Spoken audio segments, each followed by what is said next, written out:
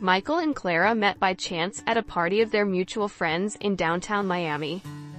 It was just a normal evening for him. Michael had come to take a break from his studies and immerse himself in the noisy world of student entertainment.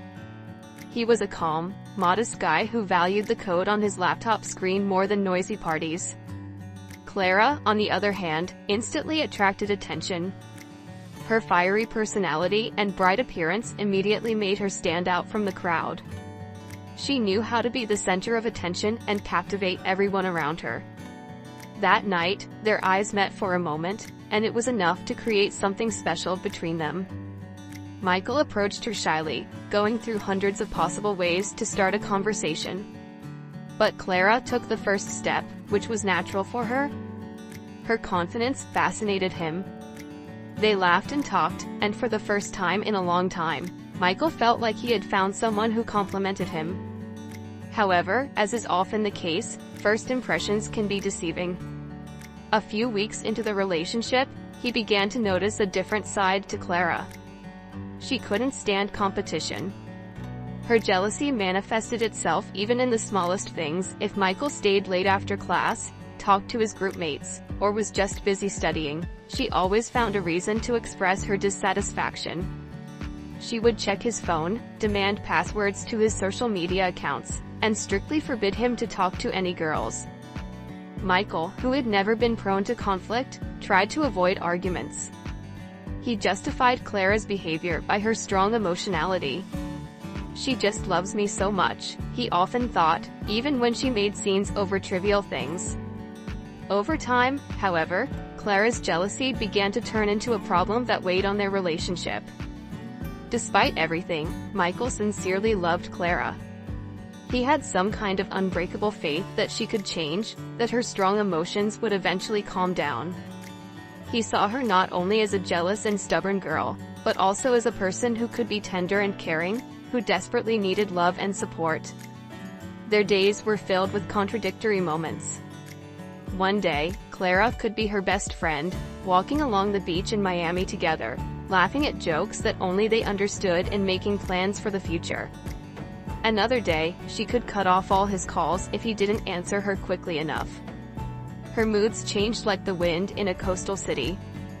The real problem started when Clara forbade Michael to go to meetings with his friends. She believed they were a bad influence on him and, as she put it, took away from the time he could have spent with her. Michael argued, but eventually gave in. He stopped seeing his best friend Alex, who had supported him since high school. Alex tried to convince Michael that such a relationship was unhealthy, but he only defended Clara. "She's just worried about me," Michael kept saying. "Michael, that's not worrying, that's controlling," Alex replied. "You deserve to be free to be yourself." These words made Michael think, but he pushed his doubts away. Clara, despite all her flaws, was an important part of his life. He thought that his days would be empty without her. However, over time, the problems only got worse. Clara interfered more and more in Michael's life. One day, while he was sitting in the library with a classmate to finish a group project, Clara called him more than 10 times. When Michael finally answered, she was screaming into the phone. "What are you doing? Why aren't you answering? Are you with that girl again?" Michael tried to calm her down, explaining that he was just working on an assignment. But Clara wouldn't listen. She came to the university, burst into the library, and made a scene in front of everyone. Michael was ashamed, but he tried not to show it. He took Clara aside and spent a long time convincing her that he was not interested in anyone but her. Their quarrels became more frequent. At the same time, the love between them did not disappear. Sometimes it seemed that every quarrel made their feelings stronger. They reconciled with long talks, hugs, and promises to change. Clara often cried, promising that she would become better, that she would no longer be so jealous. But her promises rarely lasted more than a few days. The situation was complicated by the fact that their parents were against the relationship. Michael's mother, who had always been proud of his drive to succeed, believed that Clara was distracting him from his studies and destroying his potential. Clara's parents weren't crazy about Michael either. They thought he was too soft and would not be able to provide for their daughter in the future. "She's changing you, Michael," his mother said one day. "You're not the same boy I know. She's not letting you breathe." Michael was silent. He could not argue with his mother, because deep down he knew she was right. But he couldn't let go of Clara either. His attachment to her was too strong. One day Clara decided to give him an ultimatum. "It's either me or your friends. You have to choose." Michael, full of doubts, chose her anyway. He severed the remaining ties with his friends to prove his love to Clara. However, this did not bring the desired result. Clara continued to be jealous, and her control grew stronger and stronger. Michael began to feel like he was losing himself. His grades were falling, he saw his family less and less, and he had little time for hobbies or recreation. Clara occupied his entire world. One evening, however, everything changed. They were sitting together in a small coffee shop near the beach. Clara started talking again about how Michael should pay more attention to her and less to his studies. But this time, something broke in Michael. "Clara, do you realize that I'm losing myself because of this?" His voice sounded quiet but firm. "What do you mean?" she frowned. "I don't live my life anymore. I've lost my friends, I'm missing classes, I constantly feel like I have to prove something to you. It's not love anymore, it's addiction." Clara looked at him in surprise. She wasn't used to hearing Michael say such things. "So you want to leave me?" Her voice trembled. "No, I want us to change. Together. But if that doesn't happen, then I don't know how we can go on." That evening they talked for a long time. It was the first conversation in which Michael openly expressed his feelings. Clara also shared her fears. She admitted that her jealousy was caused by insecurity. Their conversation was a turning point. They decided to give themselves time to work on themselves and their relationship. Michael and Clara decided to reach out to someone who could help them resolve their issue. The decision to see a psychologist was not easy for them. At first, Clara categorically refused to even discuss it. She believed that they would be able to figure out their problems on their own, and saw it as a weakness. Michael, however, was persistent. After several long conversations, he convinced her that this was not an attempt to blame anyone, but an opportunity to understand each other better. Their first visit to the psychologist was tense. Clara perceived it as an attack on her and reacted defensively at first. She often interrupted Michael when he talked about his feelings or accused him of being unsupportive. But the professional they turned to was able to create a safe atmosphere for both of them. The psychologist explained to them that their problem was not only Clara's jealousy or Michael's passivity, but also a lack of communication skills that would allow them to resolve conflicts effectively. Over the course of several months, they began to work on themselves. Clara learned to control her emotions, understand where her insecurities came from, and trust Michael. She realized that her fear of loss was deeply rooted and had nothing to do with Michael. At the same time, Michael was learning to defend his boundaries and express his feelings without fear of causing another fight. Gradually, harmony began to emerge between them. They began to understand each other better and even learned to joke about things that used to cause scandals. Michael returned to his circle of friends, and Clara no longer saw this as a threat to their relationship. A year after starting therapy, Michael decided it was time to take the next step. On a cozy beach in Florida, where they watched the sunset together for the first time, he got down on one knee and asked Clara to marry him. She could not hold back her tears of joy and immediately said yes. The wedding was small but cozy. Only the closest friends and relatives were invited, who, despite all their doubts, now saw that their relationship had become much stronger. During the celebrations, Clara gave a touching speech, admitting that without the help of a psychologist and Michael's patience, she would never have been able to become the person she is today. After the wedding, they went on a honeymoon to the Maldives. This trip became a symbol of a new stage in their lives. They enjoyed the white sands, blue ocean waters, and long conversations under the starry sky. Now they had trust and mutual respect. Sitting together on the terrace of their bungalow overlooking the water, Clara looked at Michael and said, "I never thought we would get to this point. Thank you for not giving up." "You should thank yourself," Michael replied, smiling. "I knew you could change. I believed in us." And they both knew that there would be many more challenges ahead, but now they were confident that together they could overcome anything. A few years after the wedding, Michael and Clara became happy parents of a son, whom they named Jake. Little Jake filled their home with joy and sincere childlike smiles. His arrival brought them even closer. Clara, now calmer and more confident, found true happiness in motherhood, and Michael became the perfect father, always there to support his wife and help care for his son. Jake grew up an inquisitive boy who always wanted to explore the world. His hobbies changed from Lego to space and then to music. He was an active child, but over the years, especially in his teenage years, his character began to change. Instead of being curious, he became withdrawn and wanted to spend time alone. His relationship with his parents, once warm and trusting, turned into a series of conflicts. Clara and Michael noticed that Jake was becoming more defiant and irritable, but they tried not to push him, believing that this was a normal stage of growing up.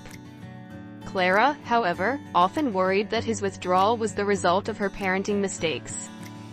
Michael, on the other hand, saw himself in Jake when he was younger and convinced his wife that everything would pass. At the age of 17, Jake met Monica, a girl who immediately captured his attention. Monica was 2 years older than he was, confident and a little bit sassy. She lived on her own, and this impressed Jake. Their relationship developed rapidly, and Jake, carried away by new emotions, increasingly withdrew from his parents. 2 years later, something happened that Michael and Clara could not have predicted. One evening, when they were relaxing at home, the doorbell rang at their apartment. Monica's mother, a middle-aged woman who looked tired and anxious, stood on the doorstep. She was carrying a small backpack and a baby carrier. "I'm sorry for the unexpected visit," she said, smiling tightly, "but I have no choice." "What's wrong?" Clara asked anxiously, looking at the woman. "It's about your granddaughter," she continued, "Lily, Jake and Monica's daughter." Michael and Clara were stunned. They did not know how to react. The woman explained that Monica was not coping with motherhood, and she herself needed to move to another state because of her job. She saw no other way out but to leave the child in the care of Michael and Clara.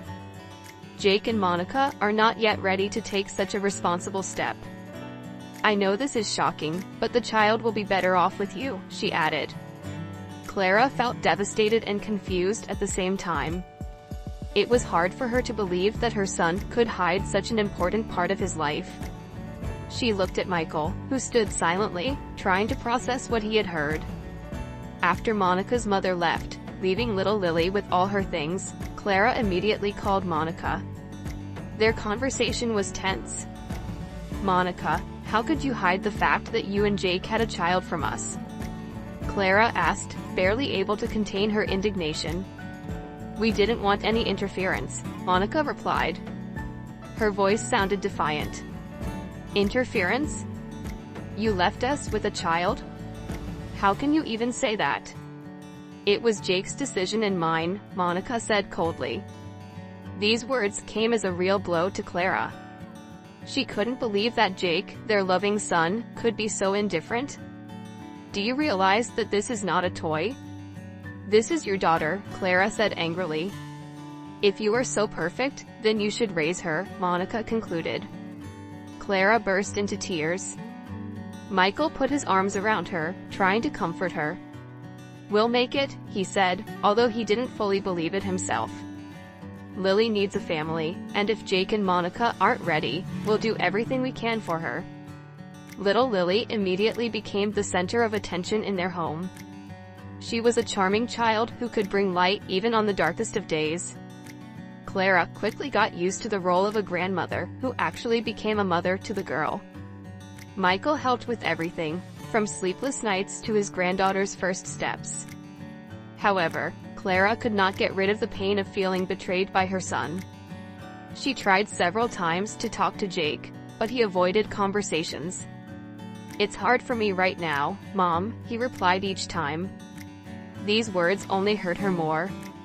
A year passed. Jake continued to drift away from his family, but over time, something changed. He started coming home more often and spending more time with Lily. One day, sitting on the couch in the living room, Jake suddenly spoke. "I was wrong," he said, looking at little Lily playing nearby. "I don't know if I can be a good father, but I want to try." Clara felt tears come to her eyes. Those words meant more to her than Jake could have ever imagined. "We will help you," she said, hugging her son. From that day on, the family's relationship began to change. Jake spent more and more time with Lily, learning how to be a father. Monica, however, showed no interest in her daughter, and eventually she and Jake broke off their relationship. Clara and Michael continued to care for Lily even as Jake slowly resumed his parenting responsibilities. Eventually, the family became strong and united again. Lily grew up in warmth and love, knowing that there were always those who loved her. Michael and Clara learned to accept the difficulties that life brings and realized that the true strength of their family lies in their mutual support. Now, sitting together at the big family table, they remembered all the trials they had gone through and knew that it was all worth it to keep their family's love and unity alive. One rainy evening, as Clara was putting Lily to bed, the doorbell rang again. She quickly ran down the stairs, thinking it was Michael, who was working late. However, when she opened the door, she saw Monica. Monica looked completely different. Her previously self-assured look had changed to one of tiredness and brokenness. She stood there, nervously twiddling her thumbs, and didn't speak right away. "I want Lily back," she finally said. Her voice was shaky but determined at the same time. Clara felt her heart sink. "Monica, you left her over a year ago." "You didn't even ask how she was doing," Clara replied. "I know," Monica whispered, "but I've changed. I went to therapy, I want to start over. Lily is my daughter." Monica's words shattered the peace the family had fought so hard to maintain. Michael, who had just returned home, overheard the conversation and stopped in the doorway. "It's not that simple," he said coldly. "Lily is part of our family now." "She's my family too," Monica replied, looking him straight in the eye. "I want to give her everything I couldn't before." This unexpected event also affected Jake. When he found out that Monica wanted Lily back, he felt a mixture of anger and confusion. "She has no right to just come and take her away," he told Michael. "But she is her mother," Michael replied. "And where was she when Lily needed her? When I was learning to be a father, you were there to support me, and she just disappeared." Jake, though he was gradually rebuilding his relationship with Lily, did not know if he could stand up to Monica in court. "We will find a solution," Clara said, trying to reassure her son. But she was having a hard time herself. How could she just give Lily away after everything that had happened? A few days later, a lawyer came to the house with documents. Monica officially filed an application to regain custody of her daughter. This was the last straw for Clara. That night, when everyone was asleep, Clara quietly went to Lily's crib and looked at her. The girl was sleeping peacefully, hugging her favorite toy. "I will not let you be abandoned again," she whispered. In the morning, Michael and Jake noticed that Clara was not at home. Her phone was turned off, and Lily had disappeared with her. Only a note was left on the table. "I'm doing this to protect our family. Do not look for me. I love you all." Michael and Jake looked at each other, realizing that their lives had changed again. The disappearance of Clara and Lily was a turning point for the family. Michael and Jake started searching immediately after reading the note. They went to the police and hired a private detective, but Clara seemed to disappear into thin air. Michael worked with law enforcement to try to reconstruct the chronology of her last days. He looked through surveillance cameras, asked neighbors, and even contacted Clara's old friends. But all in vain. "She's smart," the detective said. "She must have prepared well for her disappearance." These words echoed painfully in Michael's heart. He realized that Clara had left because she was afraid of losing Lily. But did that justify her running away? For Jake, the disappearance of his mother and daughter was a blow he couldn't handle. Although at first he was angry with Clara for deciding to go it alone, over time this anger turned to guilt. "It's all my fault," he kept telling Michael. "If I hadn't been so weak, if I could have protected Lily from Monica, Mom wouldn't have left." Michael tried to support his son, but it was hard for him. He realized that their family was split, and he didn't know if he would ever be able to put it back together again. A year has passed. The detective found the first clue: a woman who looked like Clara rented a house in a small town in Colorado. Michael and Jake immediately went there, but when they arrived, the house was already empty. The neighbors mentioned a woman with a little girl, but they had moved out a few weeks ago. This trail pushed them to a new wave of searching. They began to track down all the possible places where Clara could have appeared. Each trail was either false or disappeared as quickly as it appeared. "She doesn't want us to find her," Jake said. "She thinks she's doing the right thing," Michael replied, "but I'm not giving up." 3 years passed. One evening, when Michael was returning home after another trip to another city, his phone rang. It was Alex, his old friend who used to know about the family problems. "Michael, I just saw Clara," he said. Michael almost dropped the phone. "Where?" "She's with the baby. I was in San Francisco on business and saw them in the park. She didn't look like someone who was hiding. She looked happy." Michael didn't waste any time. He and Jake immediately flew to San Francisco. They found Clara in a small cafe near the park. She was sitting with Lily, who had grown up and looked happy, laughing at a game. When Clara saw Michael and Jake, her face first froze in fear and then in confusion. "You shouldn't have come looking for me," she said when they approached. "How could I not?" Michael replied, "Your family." Jake looked at Lily and could not hold back his tears. He knelt down in front of her and whispered, "Hello, Lily. Do you remember me?" The girl looked at him carefully, then nodded. "Is this my dad?" These words broke down the barriers between them. However, Clara was not ready to give Lily away. "I didn't run away because I wanted to," she explained. "I was afraid that you wouldn't be able to protect her from Monica. I did everything for her safety." "But it was your own war," Michael said. "We had the right to decide what to do, too." The conversation turned into an argument. Clara was afraid that they would try to take Lily away from her, while Michael and Jake tried to explain that they wanted to be a part of her life. Lily, listening to them argue, looked scared. "I want to stay here with my mom," she said. These words came as a blow to Jake. He realized that now they had no right to force Lily to change her life. Eventually, they decided to spend a few days together so that Lily could get used to Jake and Michael. But the future remained uncertain. The night before he left, Michael sat with Clara on the terrace of the small house she was renting. "What are you going to do now?" he asked. "I don't know," she replied, "but I don't want to go back into hiding."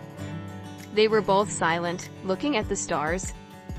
Lily was asleep in her room, and Jake, who had stayed next to her, was scribbling in a notebook. Michael realized that their story was not over yet. But can they find a solution that won't ruin anyone's life?